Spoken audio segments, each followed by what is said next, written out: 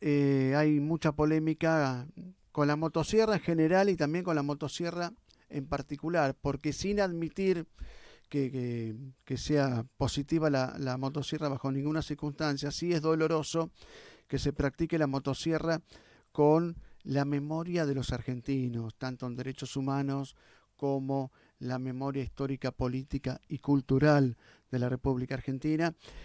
Vimos, por ejemplo, que fue un caso realmente impactante, tapa de los diarios, por no decir también con mucha repercusión hasta internacional, el encarcelamiento de Juan Grabois por este tema del cierre compulsivo o cierre o reducción a la mínima expresión del Instituto Juan Domingo Perón.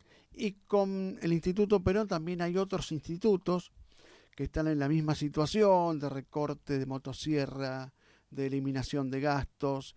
Y bueno, ¿eliminarán la memoria por este recorte de gastos? Yo me pregunto, y se lo voy a preguntar al titular de otro instituto que bueno, también es víctima, más que potencial, víctima casi que está en la fila, en el paso siguiente del Instituto Perón o al mismo tiempo, que es el Instituto Irigoseniano a nivel nacional. Por eso vamos a hablar con el profesor Diego Barovero, a quien saludamos. Martín López Latra de saluda desde FM Keops y AM del Pueblo. Diego, ¿cómo le va? Hola Martín, ¿qué tal? Buenas tardes, mucho gusto. ¿Cómo estás? Buenas tardes, un gusto dialogar contigo. Bueno, la última vez yo te vi de lejos en un acto cuando se impuso el busto en la Plaza Irigoyen, acá en la ciudad de La Plata, que Ah, bueno, sí, fue sí, una sí, es obra verdad. de, justamente que destacaron que había sido costeada de tus bolsillos, así que felicitaciones de parte de los platenses y los que siguen a Irigoyen, ¿no? Contanos con el instituto, cómo viene justamente todo este recorrido de las últimas horas. Leí en redes que por ahí vos estabas buscando alguna alternativa. Bueno, sí, ahí después de la publicación de primero anuncio por parte del vocero Adorni, que al primer instituto que menciona es precisamente el Instituto Irigoyeniano, cuando hace Ajá. mención de que existen una serie de institutos, por ejemplo, un Instituto Nacional Irigoyeniano, lo dice mal la palabra irigoyeniana, este, después de la publicación de esos decretos se mandó a disolver y fusionar en un solo instituto nacional que esté dedicado a la investigación de determinados próceres históricos. El texto de la norma es lo suficientemente amplio y poco preciso y claramente además vulnera leyes nacionales porque nuestro instituto fue creado en 2005 sobre la base de un instituto que ya existía con Mm, carácter privado como asociación civil y con personería jurídica desde el año 1948. mm. Es decir, el instituto fue continuador, el Instituto Nacional fue continuador del Instituto Irigoyeniano. Nosotros hemos tomado la determinación, como la mayoría de los otros institutos, me refiero en este caso al belgraniano, al browniano, al newberiano, que continuaríamos bajo la modalidad de instituto privado, fue la forma jurídica anterior a convertirse en institutos nacionales en la esfera del Estado y dependientes del área de cultura. Mm. En una época dependimos también del Ministerio de Educación y Cultura, después de obviamente la Secretaría de Cultura tuvo varios recorrió distintos derroteros en la historia institucional argentina, pero había una manifiesta intención de que las figuras importantes, tanto del siglo XIX en la historia patria, como aquellas identificadas como los líderes de grandes movimientos populares que escribieron buena parte de la historia del siglo XX, Claro. Irigoyen, Perón, Eva Perón, tuviesen su Instituto Nacional destinado a la investigación, promoción y difusión de su obra, de su pensamiento. Bueno, esto es lo que precisamente a lo que puso fin el gobierno de Milei con los decretos 345 y 346 del 2025. Diego, yo sé que por ahí no, bueno, si es significativo o no, lo vas a señalar vos. ¿Qué interpretación hay que darle a esta motosierra sobre los institutos? ¿Va solamente por lo económico? ¿Cuánto era en materia de recursos? ¿Qué nos podés contar al respecto? No, claramente, claramente es una parte de lo que esta gestión ha identificado como la batalla cultural, es un intento de arrasar con buena parte de la memoria colectiva, la historia de las figuras y de los movimientos políticos populares y democráticos de la Argentina, es decir, un intento más a través del tiempo de borrar la historia y reescribirla. Es otra vez la instalación de un relato oficial presentado como una modernización, como un saneamiento estatal, cuando no es tal, porque ninguno de los institutos, me atrevo a decir ninguno, porque los conozco, he tenido contrato y he participado de actividades de todos ellos, hemos tenido todos estos años, nosotros éramos Instituto Nacional hace 20 años, o sea, Mm, hemos tenido tiempo de sobra para desarrollar acciones, trabajos de investigación, pero además para interactuar con los otros institutos nacionales. Y ujú. te puedo decir francamente, Martín, que lo que nunca se vio fue dispendio de recursos materiales. Y en gran medida, al igual que en este caso lo que me compete a mí como presidente del Instituto Irigoyeniano, muchas veces los gastos primero que nos desempeñábamos de forma ad honorem sus autoridades y Mm, los investigadores que trabajamos en él, pero ajá. también los gastos operativos para el funcionamiento han salido lo más corrientemente de nuestros propios bolsillos. Es Mm, decir, a veces se ha tomado, por ejemplo, la modalidad de que se contratara un investigador y que eso fuera a través de contratos de locación, por lo cual también debían tributar el impuesto, el monotributo famoso sí. o el IVA. Pero quiero decir, no había gasto del Estado, no era oneroso para el Estado. Es decir, el ahorro no existe. Ujú. Es Pero por ahí les simplemente se daba... lo... No, no, te escucho, Perdón. Diego, te escucho. No, simplemente No, que por ahí les daban... una Sí. medida para, claro, es una medida para disciplinar el Ah, pensamiento, a un eso. intento de silenciamiento del pensamiento y de la pluralidad de voces, Mm, que el Estado lo que tiene que hacer es garantizarlo, precisamente. claro, no, no, está bien, perdón la interrupción, pero bueno, no, No, yo lo por que favor. pensaba que por ahí al instituto, al estar reconocido estatalmente, les daba una entidad como para una vinculación internacional, y en el día de mañana, si había una excepción de un evento o un viaje que ahí sí es oneroso, bueno, bienvenida a la participación del Estado, algún contrasubsidio como puede recibir alguna otra entidad que esté vinculada, ¿no? Por ahí pasaba por ahí, ¿no? Absolutamente, absolutamente, pero no fue así. Mira, en los 20 años que llevaba el Instituto Nacional Irigoyeniano no recibió nunca una línea de subsidio. Sí le fue asignada una sede que nunca fue debidamente acondicionada, donde en este momento están en resguardo los bienes materiales, el patrimonio que el instituto fue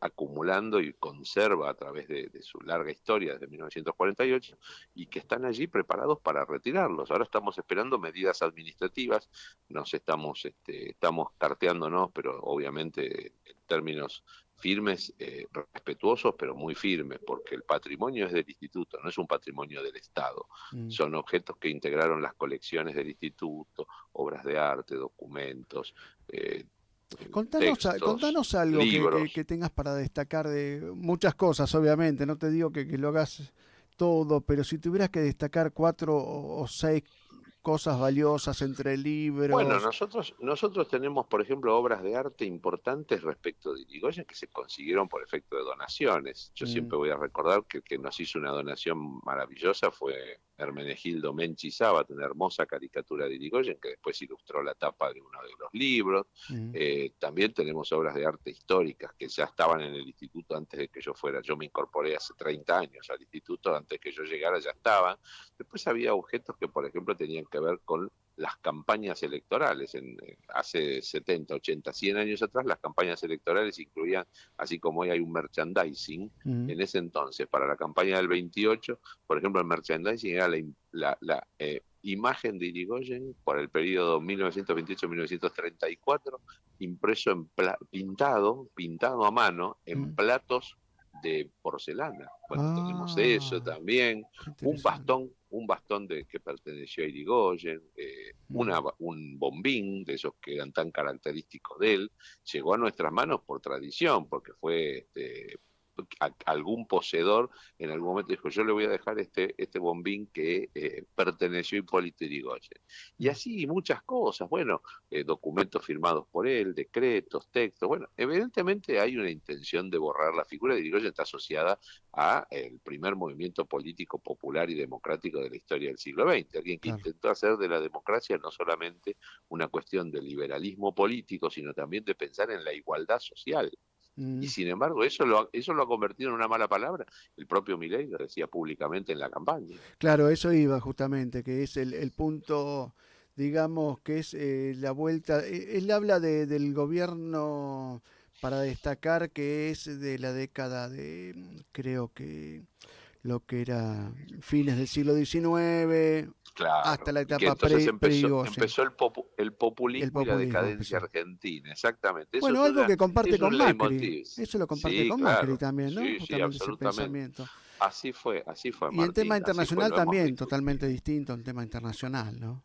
Bueno, además Irigoyen fue un hombre que se plantó muy firmemente ante los imperios en el mundo durante la Primera Guerra Mundial. Después de la Primera Guerra Mundial retiró a la delegación argentina de la Sociedad de Naciones, que fue el antecedente de las Naciones Unidas, pero previendo que si había un tratamiento no igualitario entre todos los estados, es decir, aquellas naciones que habían sido derrotadas en la Primera Guerra Mundial, eran a las que se les imponían condiciones ignominiosas, la paz iba a ser muy endeble. Y es una paz que no duró 20 años, porque en el Claro, 39 estalla la Segunda Guerra Mundial. claro, no le erró para nada.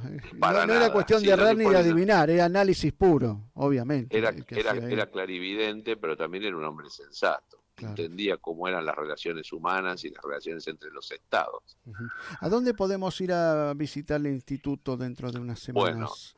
en breve vamos a estar funcionando ya con todo operativo en el comité de la capital de la Unión Cívica Radical. Hemos tenido una convocatoria muy generosa por parte de las autoridades del radicalismo porteño. Ujú, Vamos a estar desarrollando nuestras actividades allí. Van a ser de carácter público, se van a difundir, va a existir el instituto, va a seguir existiendo como existió siempre, ujú, sin recursos o con los recursos indispensables aportados por quienes creemos en la causa de Irigoyen, en su pensamiento, en su legado político, que tiene más vigencia que nunca, pero vamos a seguir insistiendo sobre todo en lo que es el legado cultural. Acá ujú. estamos hablando de la cultura cívica, más allá de lo partidario. El partido ha sido en gran medida obra de Irigoyen y entendemos que el reconocimiento partidario nos reconforta, pero las puertas del instituto siempre están abiertas para todos aquellos que consideren que Irigoyen ha hecho un aporte sustancial a la historia argentina, a la Ujú, cultura argentina, más allá de su adscripción partidaria, su filiación política. claro.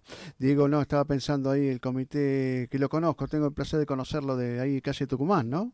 Es Tucumán 1660, exactamente, un edificio maravilloso que se inauguró en tiempos de cuando el presidente del partido era Marcelo Torcuato de Alvear, un edificio hecho con materiales nobles, con estilo Art Deco, verdaderamente un lindo lugar, con salones para hacer actividades masivas, para hacer actividades más reducidas, pero allí vamos a estar funcionando seguramente a partir del mes de julio y Ujú. vamos a hacer nuestro homenaje a Irigoyen, el que marcaba la ley, que decía la ley de creación del Instituto Nacional, y que el que nosotros siempre hemos hecho es aniversario del fallecimiento de Irigoyen el 3 de julio. Seguramente el 3 de julio te estemos convocando a vos y a todos los amigos para que Bueno, puedan gracias. acercarse y rindamos tributo a la memoria de Irigoyen, precisamente en el Comité Capital, que es la nueva sede del Instituto Irigoyeniano. La última que te voy a preguntar por una cuestión de inquietud, ¿no? Porque la otra vez anduve recorriendo aquí el instituto, el parque, la Plaza Islas Malvinas, donde Ajá. figuró el Regimiento 7, ¿no? Donde Sí, Irigoyen donde él llegó con la intención, a el eso. 6 de septiembre de 1930, con una intención de, si era leal al gobierno, resistir la revolución, resistir al golpe de Estado y constituir ahí el gobierno democrático. Y Ah, no pudo ser porque terminó, el jefe del regimiento declaró su adhesión a los principios de la revolución y a la autoridad del dictador Uriburu, y entonces allí mismo quedó detenido Irigoyen hasta que después lo llevaron a un buque que estaba amarrado en el puerto de Ensenada. claro. Vos Y de sabés ahí que, fue Martín García, y después fue claro. Martín García. Y ahí teníamos dudas respecto de cuál era, cuál había sido el real sentido, porque algunos señalaban, no, vino derecho a firmar la renuncia, no, en realidad vino a ver No, si lo no, podían no, apoyar, ¿no? fue a resistir. La idea de Irigoyen y de Horacio Llanarte, que es quien lo condujo, Irigoyen había delegado el mando el día anterior, el 5 de septiembre, en el vicepresidente Martínez, que es el que se queda en la Casa de Gobierno y que es el que entrega el gobierno a la revolución de Uriburu. Mm, Irigoyen se va a La Plata con la intención de resistir el golpe. mm, Cuando advierte que las fuerzas militares que estaban en el Regimiento 7 iban a acatar al gobierno de facto, directamente renunció y lo hizo de puño y letra con una lapicera que yo alguna vez tuve en mis manos, la exhibimos en alguna de las exposiciones, no es del instituto, pero pertenece a una familia cuyo uno de sus vástagos, el embajador Miguel Ángel Espeche Gil, presidió el instituto. en los años 90. Le habíamos Ah, exhibido porque perteneció a la familia, su abuelo, el capitán Espeche, estaba con Irigoyen, se había apersonado en el Regimiento 7 también con la intención de apoyar al presidente que estaba siendo derrocado. Y cuando Irigoyen resolvió presentar la renuncia, pidió una lapicera y el capitán Espeche se la acercó y después la conservó. y la última, porque él tuvo que escribir un memorial a la corte para defenderse de muchos cargos que le hacía la dictadura de Uriburu. ¿Ese memorial lo Así escribió en la fue. isla Martín García o lo escribió? No, no, los escribió Martín García porque él estuvo sometido durante 15 meses al confinamiento en un Mm, lugar que ya no existe en la isla. Yo estuve varias veces en la isla Martín mm, García, hay placas que recuerdan los lugares donde estuvo Irigoyen, pero no existe más el espacio físico. mm. Era lo que se llamaba la cartuchería, era donde se guardaba el material bélico que había de lo que era la base naval que existía en la isla Martín García, es decir, los proyectiles, balas, etcétera. Y Mm. ahí en un camastro y con un escrito, una mesa, Irigoyen improvisó, solo con la ayuda de un diccionario de la Real Academia, escribió de memoria los 5 memoriales a la Corte Suprema de Justicia, lo cual da además cuenta de una cabeza brillante, de un Brillante y cerebro en estado, y desmintiendo además desmintiendo la supuesta a senilidad eso. y que era un anciano senil y valetudinario, al Claro. contrario. Perfecto. Diego, bueno, te agradecemos muchísimo esta comunicación. Qué lujo que nos podemos dar con vos en un contexto de muchísimas noticias. Bueno, algún común denominador hay, porque bueno, hablan de persecuciones y demás a otras personalidades. Eh, Es lo que bien, es lo que está pasando, es lo que claro, está a pasando. eso No voy, a eso estamos voy. ante una nueva manifestación pública de lo que era el régimen al que combatió Irigoyen en sus años mozos. Qué bárbaro. Nos toca a nosotros vivir esta etapa de oscurantismo. Bueno, esperemos que sea una pesadilla que tenga su fin, esta pesadilla. Bueno, Diego, en algún momento nos Exacto. vamos a volver a encontrar y a contactar, así que te agradecemos muchísimo. No, el agradecido soy yo, Martín. Un gran abrazo y gracias por todo. Hasta luego. Hasta Adiós. luego, Diego Barovero, el profesor Diego Barovero, es el presidente del Instituto Irigoseniano, nos dio